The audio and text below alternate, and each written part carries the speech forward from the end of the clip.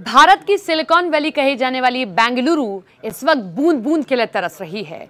जल नहीं तो कल नहीं, ये हम सब लिखा हुआ देखते थे, पढ़ते थे, लेकिन इसे सिर्फ कोटेशन की तरह पढ़कर छोड़ दिया करते थे। लेकिन बेंगलुरु इस वक्त इसी समस्या से दो चार हो रहा है। नौबत ये आ चली है कि सरकार ने यह कह दिया है कि अगर पौधों में पानी डाला या फव्वारा चलाया या अपनी गाड़ी तक धो दी गंदी तो खैर नहीं है, आपकी 5,000 रुपए आपसे जुर्माना ले लिया जाएगा, क्योंकि बेंगलुरु में हालत इस तरीके से खराब हो चुकी है। बेंगलुरु जो अपने पानी के लिए सिर्फ और सिर्फ कावेरी रिवर पर डिपेंडेंट रहा करता था, आज कावेरी रिवर में पानी नहीं है। 2023 में किस तरीके से वहां पर बारिश नहीं हुई और उसके बाद में कावेरी रिवर का जिस तरीके से इस्तेमाल किया गया, इतनी कैनाल्स उससे निकाल दी गई, यही कारण था कि आज बेंगलुरु इस तरीके की सिचुएशन में आ पड़ा है। हालात ये हो चले हैं कि deputy CM DK Shiv Kumar media के सामने आकर कह रहे हैं कि भाई आपके बोरवेल क्या, मेरे घर का बोरवेल तक सूखा पड़ चुका है। कुछ डेटा आपके सामने रखती हूं। यहां अगर बोरवेल की बात की जाए, 10,995 गवर्नमेंट के बोरवेल्स हैं, जिसमें से 3700 बोरवेल्स पानी जिनमें ड्राई एकदम खत्म हो चुका है, 1214 उनमें एक है, और 7,784 बोरवेल इस वक्त सिर्फ ऑपरेशनल हैं।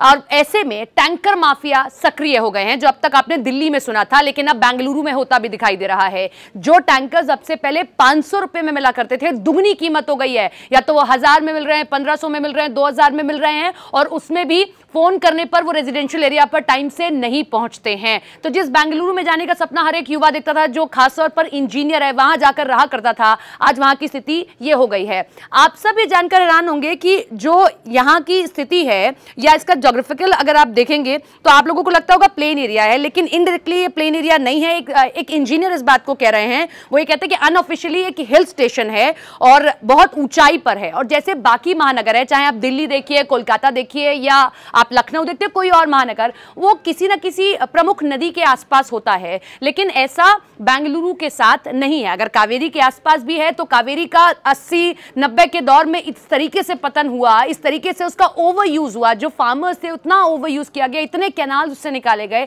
कि आज कावेरी पानी के बिना अब हो गई है, वहां पर पानी नहीं है। और जिस कावेरी पर बेंगलुरु पूरी तरीके से निर्भर रहता था। मैं इसका एक बार ज्योग्राफिकल आपको वो चीजें बताती हूँ, जो कावेरी से चीजें निकलती हैं, क्योंकि कावेरी से पानी लिया जाता है यहाँ पर, और रिजलैंड बहुत ऊपर है। ये बेंगलुरु कम से कम जो सी लेवल है वो 1000 किलोमीटर ऊपर है, तो अब कुछ और सोर्स आपके पास बचा नहीं। अच्छा, जो बाकी रिवर्स आती हैं वो आउटवर्ड यानी कि बाहर की तरफ जाना है उसको, तो अब बेंगलुरु अपने लिए पानी कहां से लेकर आए। रेजिडेंशियल एरियाज में प्रॉब्लम हो रही है, लोगों को पानी नहीं मिल रहा है, गाड़ी गंदी हो जाए तो लोग धो नहीं सकते हैं, और यहां तक कि हेल्पलाइन नंबर्स तक जारी कर दिए गए हैं। हालांकि सरकार ये कह रही है कि हम जल्द से जल्द इसका निपटारा कर लेंगे, लेकिन कोई सोल्यूशन निकलता हुआ अभी तक नहीं दिखाई दे रहा है। डिप्टी सीएम जब ऐसी बात बोल रहे हैं तो आप अंदाजा लगा सकते हैं कि वहां की स्थिति कितनी खराब हो गई है। टैंकर माफिया को लेकर एक हेल्पलाइन नंबर जारी किया गया, अगर कोई भी अनरजिस्टर्ड टैंकर वहां पर दिखा तो उस पर भी कार्रवाई की जाएगी।